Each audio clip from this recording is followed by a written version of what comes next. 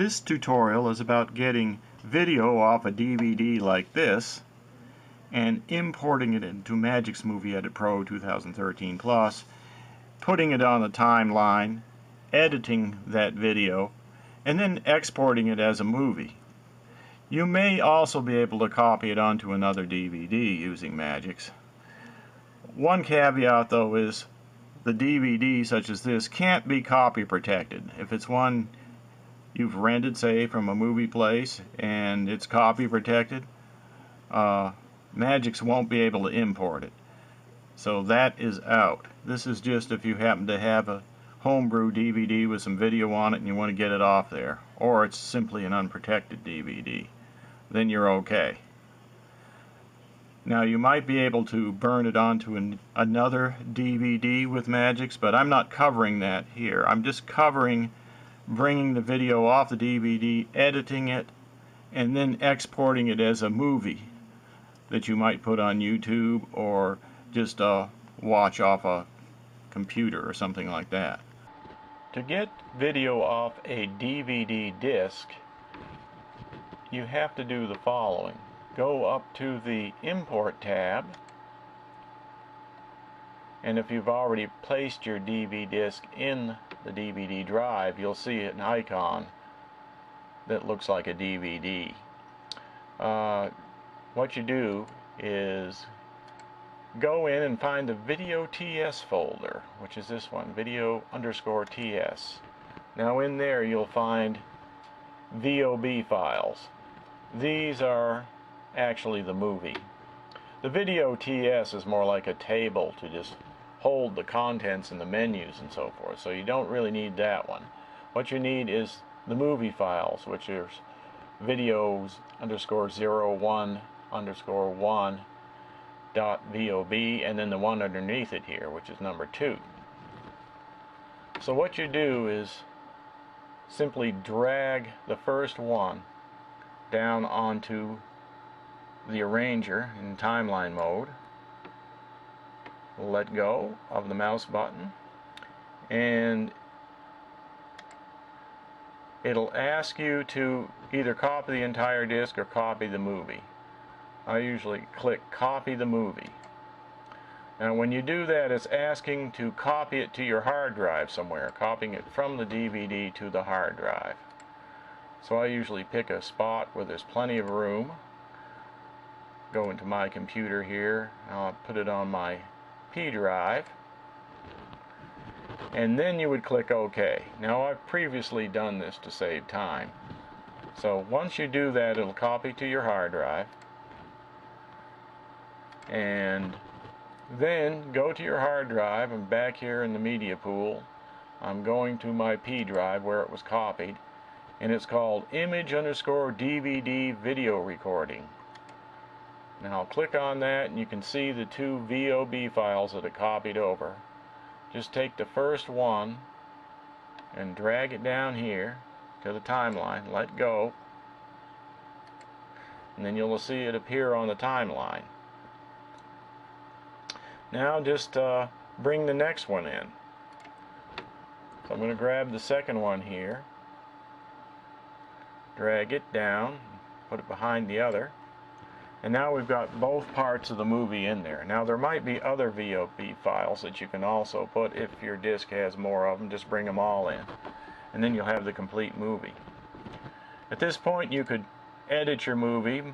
You know, maybe there's commercials in it or something you want to get rid of, and you can use the razor blade tool to cut out sections like I've shown before, and I will show again. But for now, let's just concentrate on the movie itself.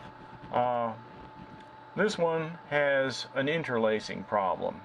Up here in the monitor you can see the interlacing looks funny, and some of them will have that aberration. So just highlight the section you want to affect, right click, go to Object Properties, and then under there click on this Calculations of Intermediate Images. Just click on that tab and go down and click No Interlacing. Then click OK, and you can see the movie clears right up. And you'll have to do that to each section. So if I go to this section, it's got the same problem. So I'll just go to Object Properties again, to the same tab, and put no interlacing. OK here. Now, both movies have no interlacing.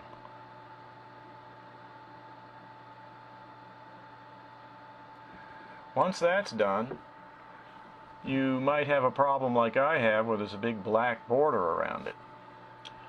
Well, to take care of that, you can go to Effects, and then Movement Effects, Camera Zoom, which it's already in, I think. Let's see.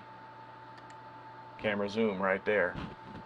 Okay, now just take this marquee and shrink it down so it just fits around the movie. Now if you put that marquee around the movie like that, when you play it, you'll see it now fills the whole screen. Of course, we need to do that to the other one too, because it's going to have the same problem. And again, you can use video effects if you want to.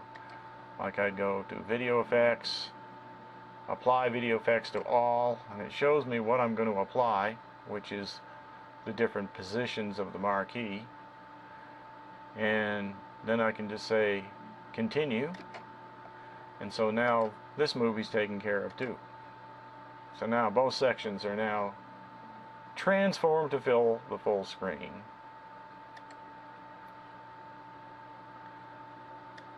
So once that's done, and you're done editing your movie, you can go ahead and export it. And so just go up to File, Export Movie, and I usually like to export mine as MPEG-4, and then I'm going to pick 720p, which would be this one, 1280 by 720, and then just go ahead and export it. Notice I've got export selected range only. I usually just leave that checked. And then I export. And then it's going to probably take me quite a while to export that, maybe about a half hour or something like that. And I'll just wait for that. And that's all there is to it. Now, just in closing, if you want to burn the movie back onto a DVD, you can go up here and click on this Burn button. And then just select only one marker, only one chapter marker, and then it'll bring up the burn menu here, and you can have a background like this or choose a different background, whichever you want to do, and then basically you can preview it if you want to see what it looks like. Click it and find out how it works. You can go back to Edit and change if you want to add a button or something like that. I'm not going to get into a lot of detail here. And then just click the Burn button over here, and you can burn your DVD. So without getting into too much detail, I just wanted to show you that, and you'll probably have to figure it out yourself by looking at the manual, because I don't usually do this part, but it is possible to burn the result of your movie back onto a DVD. Not sure what it'll look like, but that's a little bit of introduction to it. Goodbye for now, and we'll see you later on the tube.